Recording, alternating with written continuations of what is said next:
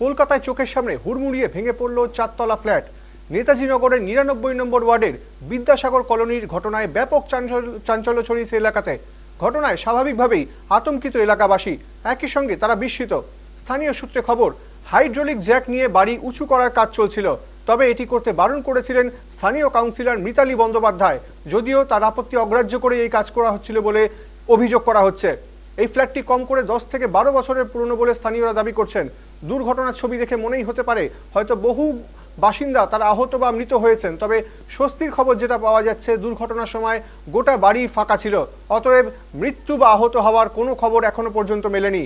বহুতল হেরে যাওয়ার ঘটনায় কলকাতা পুরসভার তরফ থেকে মামলা দায়ের করা হবে বলেও সূত্র মারফত খবর পাওয়া যাচ্ছে।